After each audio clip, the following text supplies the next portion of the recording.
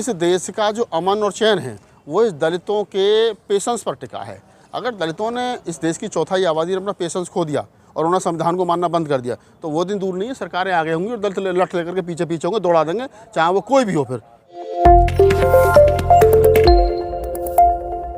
देखिए, अगर हिंदू राष्ट्र की कल्पना आप लोग करेंगे तो हिंदू राष्ट्र में और राम राज में दलितों की जो स्थिति थी वो स्थिति ऐसी थी कि उनको घोड़ी तो दूर, मतलब गधा भी नसीब नहीं थे। ये तो जो बाबा साहब डॉक्टर अम्बेडकर के आरक्षण के बाद में संविधान की बदौलत जो उनको संवैधानिक लाभ मिला या आरक्षण की वजह से जो उनको सुविधाएं मिली, तो 4 पैसे आए तो घोड़ी, घोड़ा, मर्सिडीज, हेलीकॉप्टर, हाथी, ये सब आने लगे। अब ज़रा सोचिए, आपके जिसके दादा के यहाँ कभी मजदूरी करता हो, बधुआ मजदूर रहा हो, और उसका पोता आज मर्सिडीज में जाता हो, हाथी पे बारात निकालता हो, घोड़ी पर चढ़ता हो, आगे पीछे 10-20 डीजे बज रहे हों, तो वो आदमी जो कभी जिसके घर उसका परिवार मतलब बधुआ मजदूर था, उसको क्या बीतेगी? वो सोचा अरे आप अम्बेडकर को 20 गाली देता है वो, कह रहे क्या अम्बेडकर काम करके चला गया। जिन लोगों को हमारे सामने जूते पहनने की जिनकी औकात नहीं थी, वो लोग, उनके पोते और पोतियाँ आजकल जो है वो घोड़ी पर चढ़ रही हैं और मर्सिडीज में घूम रही हैं और हेलीकॉप्टर, हवाई जहाज़ में घूम रही हैं। तो ये जो दर्द है ना, ये दर्द उतना नहीं है, वहीं घोड़ी पर नहीं रुक रहा है, उनको और भी ज़्यादा मतलब आगे तक जा रहा है। और मैं कहता हूँ कि जब कोई 50 लाख की फॉर्च्यूनर पर जय भीम लिख करके जाता है ना, और उसके पीछे कोई मरुवादी 1500 रुपये का 3000 की मोटरसाइकिल पर जा रहा होता है, और जब उसे देखता है कि कोई शू करके गाड़ी निकली और उसके पीछे जय भीम लिख रहा है या कुछ बाबा साहब के सिग्नेचर है, तो उसका 1 किलो खून घट जाता है। ये लड़ाई जो है डॉक्टर अम्बेडकर के बाद में जो समाज के अंदर पैसा आया, नौकरियां मिली, पैसा आया, संसाधन आए,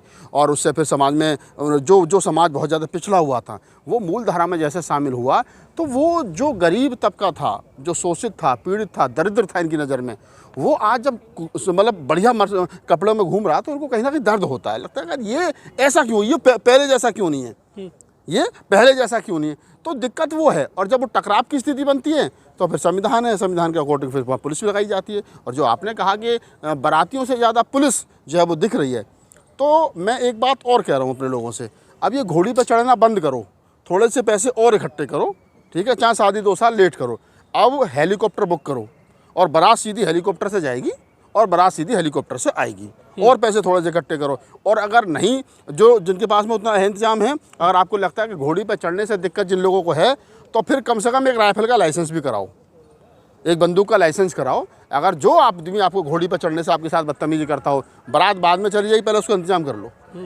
अच्छा नागपाल जी, ये दिक्कत क्यों मानते हैं अगर दूल्हा घोड़ी पर चढ़ता है SC ST का?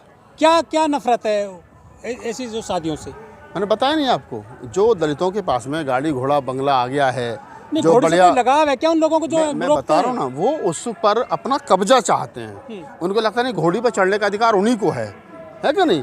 एक समय पर जैसा वाइट चिट्टे कपड़े पहनने का अधिकार जिनको था, तो बाबा साहब डॉक्टर अम्बेडकर ने जब 14 अक्टूबर 56 को बौद्ध धर्म अपनाया, तो बाबा साहब ने एक आवाज़ दी कि सब लोग सफ़ेद कपड़ों में आएंगे।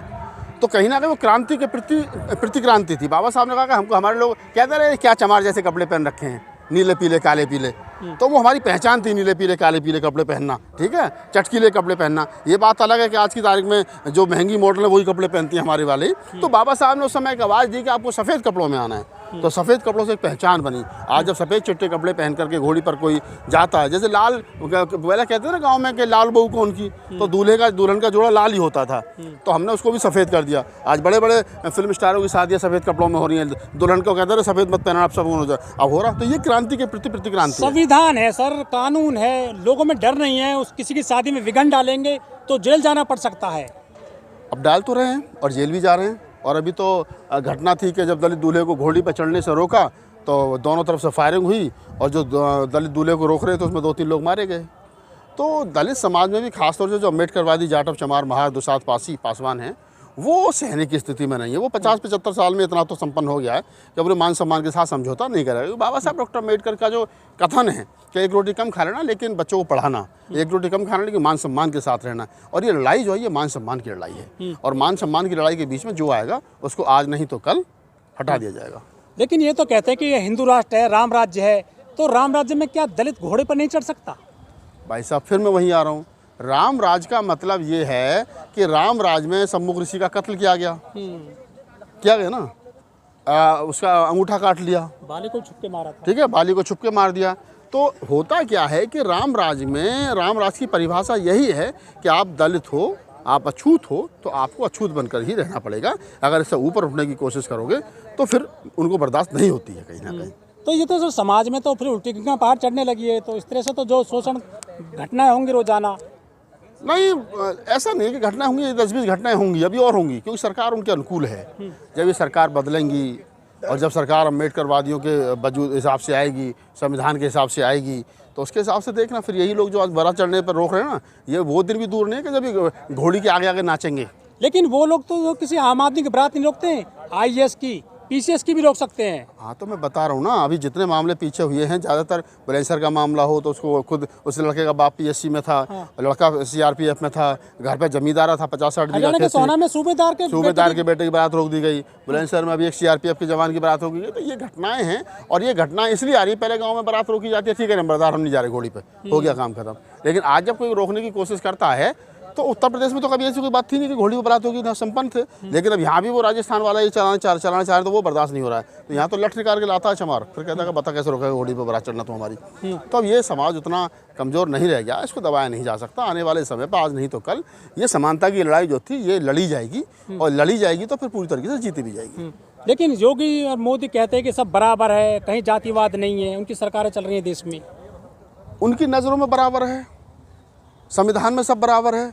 लेकिन जब मोदी जी की गोद में बैठे हुए लोग ये कहते हो कि हम तो संविधान को बदलने आए हैं, हमें तो नया संविधान चाहिए, अभी कुंभ में जिस प्रकार की घोषणा की गई, हमने नया संविधान बना लिया है, तो आप समझिए ना कि जब मोदी जी के इशारे पर ही, मोदी जी के गुजरात में मटका शिक्षक का अलग रखा जाता हो, ये सुप्रीम कोर्ट में सुनवाई हुई है, तो मोदी जी के ही राज में ये सब हो रहा है और मोदी जी की निगरानी में हो रहा है। जब मोदी जी खुद ये कहते हो लाचार होकर के, जब मारो मेरे दलित भाइयों को मत मारो, क्या प्रधानमंत्री की भाषा इस प्रकार की होनी चाहिए? प्रधानमंत्री को चाहिए कि दलितों के खिलाफ अगर किसी ने कोई एट्रोसिटी की तो उठाकर ठोक दिया जाएगा। देखो कैसे होगी। लेकिन प्रधानमंत्री जी खुद चाहते हैं कि दलित पिटते कुटते रहें, छित्ते रहें, तो तभी ठीक रहेंगे, कूड़ में रहेंगे ना, देश में कूड़ में रहेंगे। लेकिन दलित भी अब कूड़ में रहने वाले है नहीं, वो कूड़ से बाहर आ गए। बाबा साहब को पढ़ लिया उन्होंने, बाबा साहब ने कहा था कि शिक्षा वो शेरनी का दूध है जो पिएगा वो दहाड़ेगा। तो अभी इन्होंने शिक्षा पढ़ ली है, और पढ़ लिया तो ये दहाड़ेंगे, और दहाड़ेंगे तो फिर ढंग से इंतजाम करेंगे। मोदी जी रात को 8 बजे आते हैं, कहते हैं कि आज रात से 500 के हजार के नोट बंद। तो ऐसी कोई घोषणा क्यों नहीं कर देते कि जातिवाद की घटना होगी तो फिर जो है काफी बड़ा एक्शन होगा? क्यों नहीं ऐसा एक्शन लेती है सरकारें? देखिए, सरकार के पास कानून है, एट्रोसिटी एक्ट है, संविधान है, संविधान में सब कुछ है, लेकिन उसके बावजूद भी अगर नहीं रुक पा रहा है तो ये सरकार की लापरवाही है, सरकार का फेलियर है। और मैं फिर कह रहा हूँ अंत में इस वीडियो के में कि इस देश का जो अमन और चैन है वो इस दलितों के पेशेंस पर टिका है। अगर दलितों ने, इस देश की चौथाई आबादी ने अपना पेशेंस खो दिया और उन्होंने संविधान को मानना बंद कर दिया, तो वो दिन दूर नहीं है, सरकारें आगे होंगी और दलित लठ लेकर के पीछे पीछे होंगे, दौड़ा देंगे, चाहे वो कोई भी हो। फिर 2 तारीख को भारत बंद देखा था ना, वो यही इसी बात का परिणाम था। तो मैं कह रहा हूँ दलितों को ज़्यादा इनके पेशेंस का इंतजाम वो मत करो, अन्यथा फिर घातक साबित होंगे।